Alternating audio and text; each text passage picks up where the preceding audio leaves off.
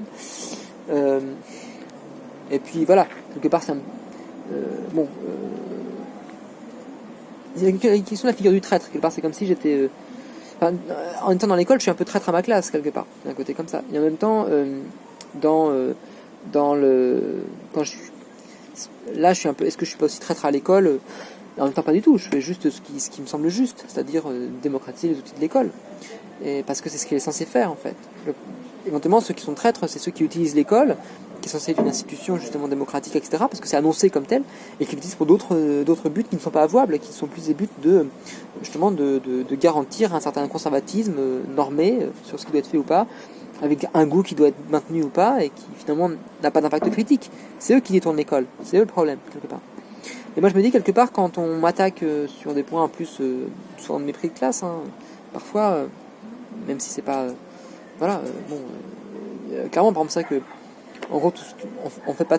Bon, si on a eu des cours sur l'art vidéo, c'est vrai. Mais il y a, de toute manière, il y a cette question-là un petit peu dans l'art, que l'art c'est un petit peu une industrie du luxe, qui est liée à... qui se distingue vis-à-vis de... par rapport à des choses qui sont jugées comme plus populaires, auxquelles on n'a pas fait d'analyse de série, il n'y a pas quelque chose de populaire ici, je trouve. Quelque chose d'assez... où je découvre beaucoup de choses aussi, parce qu'il y a des choses un petit peu d'avant-garde, il y a des choses aussi critiques aussi, qui peut-être parce qu'ils échappent à une sorte de normalisation populaire, et donc du coup qui sont chopés par un truc bourgeois, parce que quand même une espèce d'alliance, mais bon. Mais pour moi, il y a évidemment un rapport de classe, en fait, qui semble assez évident dans tous ces trucs-là, et je vais pas forcément être dans la classe populaire, mais en tout cas, je vais pas non plus les trahir, quoi. Il y a un truc comme ça, un peu de... Et... je vais pas être contre eux, quoi, en tout cas. Donc,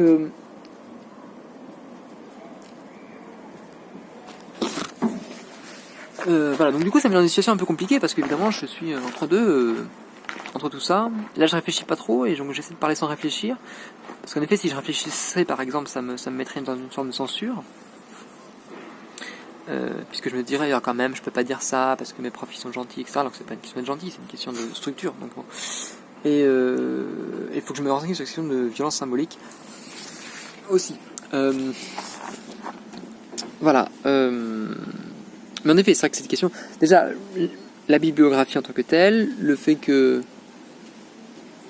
Bon, le mémoire passe sur du texte aussi, ça a l'air de texte, alors ça je sais pas ce que ça veut dire, mais moi c'est quelque chose qui me pose question aussi là-dessus.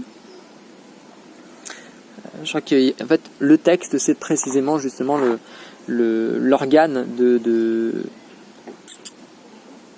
l'organe de normalisation par l'écrit, précisément, puisque nous sommes dans un régime de l'écrit, l'État se fonde sur l'écrit, le savoir intellectuel sur l'écrit, et en fait peut-être que ce que j'essaie de faire aussi ici, c'est de voir comment on peut fonder un rapport intellectuel par rapport au langage, par l'oralité, comment reproduire une sorte d'oralisation de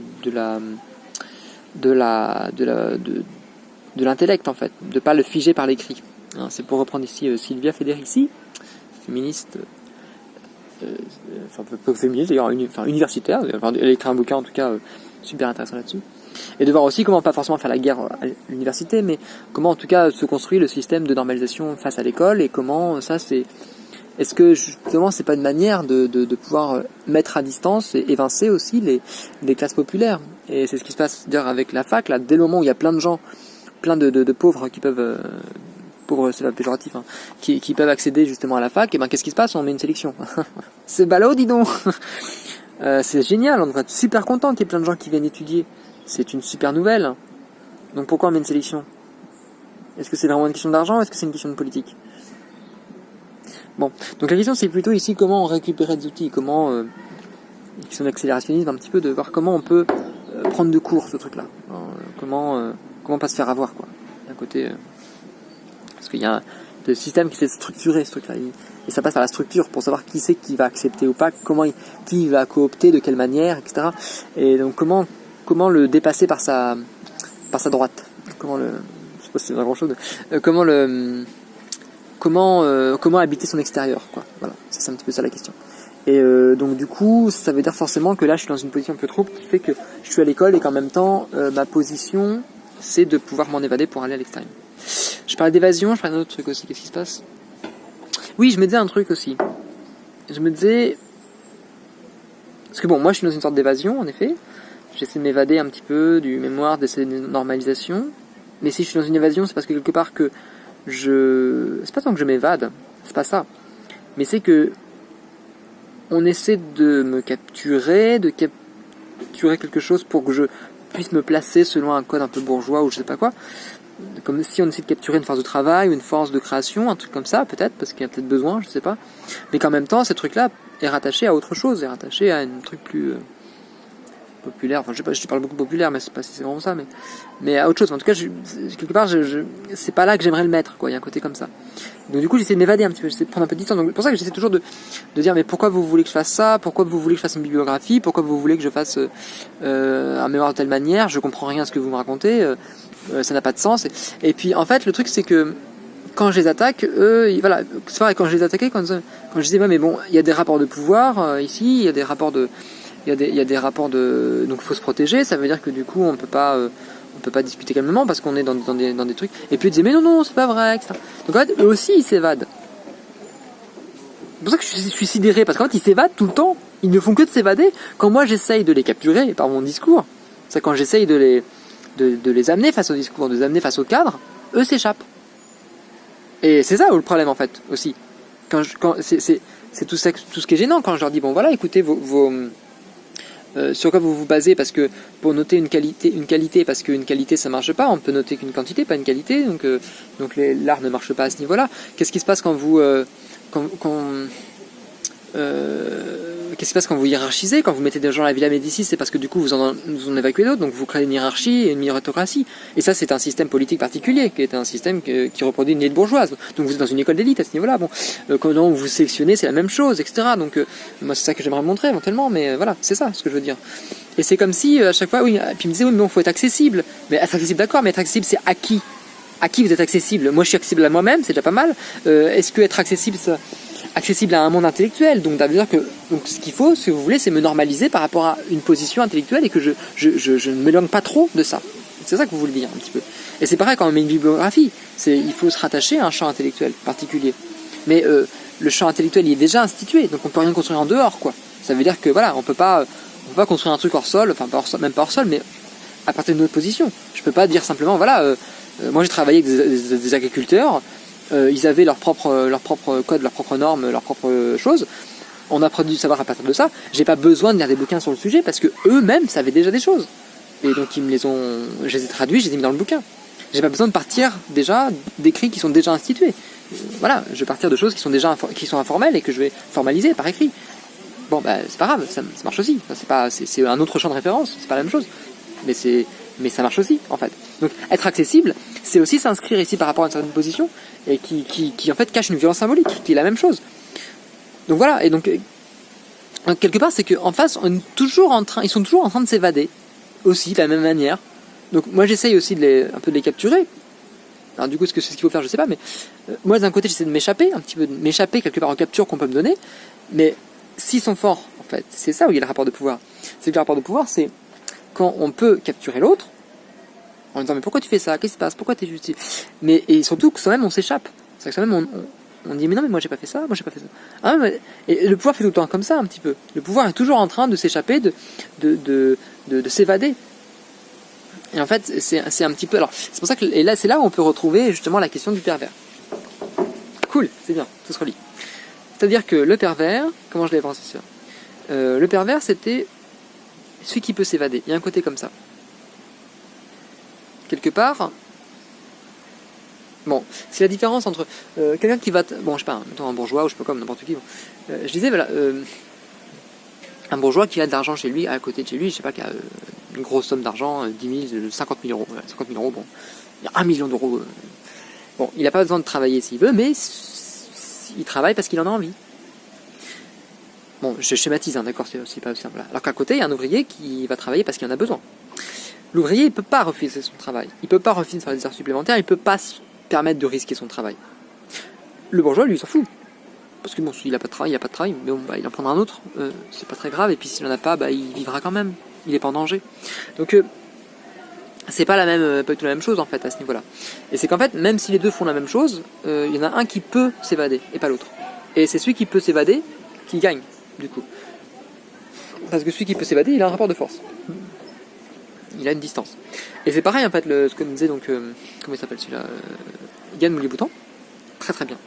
C'était une conférence de lui, mais c'était super. Et Yann Mouliboutan qui, donc apparemment, avait sorti un bouquin là-dessus sur le fait que, en fait, le rapport au travail, c'était imposé par rapport à son contraire, au non-travail. C'est-à-dire que c'était les, faut que je pense à faire c'était parce qu'il y avait des gens qui ne travaillaient pas. Enfin, c'était parce que des gens ont pu ne pas travailler, en fait, qu'ils ont pu faire des grèves et qu'ils ont pu comme ça avoir un rapport de force. Et que quelque part, plus on dépend du travail, plus on travaille. Et moins on dépend du travail, plus on peut se permettre de ne pas travailler. Et un côté comme ça. Donc du coup, ça permet d'avoir un rapport de force par rapport au travail, mais à penser depuis sa position extérieure. Et donc c'est parce qu'on peut ne pas, voilà. Et je dis pareil par rapport à l'art aussi, c'est un petit peu, voilà, ceux qui peuvent prendre des risques, c'est ceux qui justement n'ont pas grand chose à perdre, parce que s'ils prennent un risque, après tout, ils peuvent toujours s'évader. Et ce côté comme ça, s'évader, quoi. Et je me dis, c'est pareil, voilà, quelque part, je sais pas si c'est Macron ou d'autres ou quoi, mais ils peuvent faire un peu n'importe quoi, c'est pas grave, ils peuvent s'évader. Ils sont pas en danger. Alors, évidemment, il y a des gens qui peuvent s'évader, c'est ceux qui sont face à la mort aussi. Du coup, ils ont rien à perdre parce qu'ils savent qu'ils peuvent mourir, donc ils peuvent s'évader aussi. Ils peuvent s'évader par la mort. Donc, il y a un côté comme ça, que il y a des gens qui peuvent s'évader, d'autres non. Et donc, il y en a qui sont enfermés.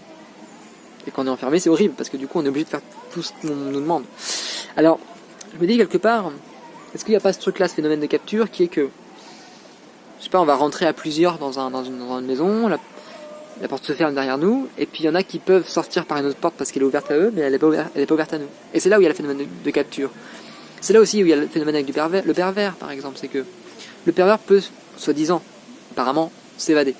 C'est-à-dire que, d'un côté comme ça, il va rentrer dans une relation avec quelqu'un, donc il va y avoir un cadre assez fermé qui va être fait entre eux, et de ce cadre-là, le pervers peut s'évader, mais pas la victime.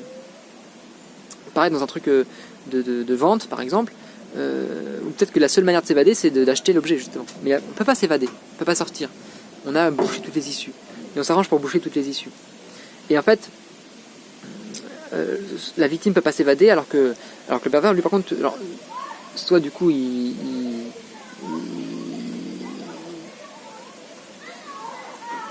essaye, enfin, justement, il a pas à s'évader parce que lui, il est bien là où il est. Soit en fait, lui, il peut toujours s'évader. Parce qu'en tout cas, dès le moment où la victime essaye de le recapturer dans d'autres trucs, et ben lui s'évade toujours, en fait. Il arrive toujours à s'évader, quoi. Donc il y a un rapport comme ça, en fait. Et que le rapport de pouvoir, c'est un rapport d'évasion aussi. C'est celui qui peut s'évader. Et parce que, voilà, par exemple, si on peut s'évader, c'est parce qu'on n'est pas enchaîné quelque part. Et c'est là où on est enchaîné qu'on peut pas s'évader. Par exemple, si je suis enchaîné à mon travail parce que j'ai besoin d'argent, si je suis enchaîné à l'argent, et si j'ai besoin d'argent, c'est parce que je dois rembourser un crédit, par exemple, bah voilà. Je suis enchaîné à mon crédit, et parce que je suis enchaîné à mon crédit, bah du coup, je peux pas m'évader de mon crédit, mais aussi du coup de mon travail, et aussi du coup, enfin de l'argent, et du coup de mon travail, et aussi du coup de mes collègues qui me font chier, et puis de tout ça, quoi. Et parce que du coup, il y a une chaîne qui est le crédit. Voilà. Et donc c'est tout ce truc-là, un petit peu, comment ça s'articule, comment toutes ces choses s'articulent entre elles, et comment on peut se libérer de ces chaînes, en fait. Même si on a forcément des chaînes, mais il s'agit si on a des chaînes enfin c'est pas qu'on a des chaînes, c'est que je sais pas si on a des chaînes, c'est qu'on est forcément quelque part, on est forcément dans un cadre, on est forcément dans des cachots, dans des pièces, mais on n'est pas obligé on n'est pas obligé d'être dans cette pièce, parce qu'on pourrait être dans une autre pièce, on pourrait être dans un autre cadre, et c'est comment on peut sortir du cadre. Et c'est qu'il y a des gens qui sont dans un cadre et qui peuvent pas en sortir, et c'est le moment où on peut pas sortir du cadre que là on est emprisonné, parce qu'il y a une chaîne qui nous retient au cadre, ou parce qu'il n'y a pas de porte de sortie. Bon, j'arrête là, faut que je fasse un truc.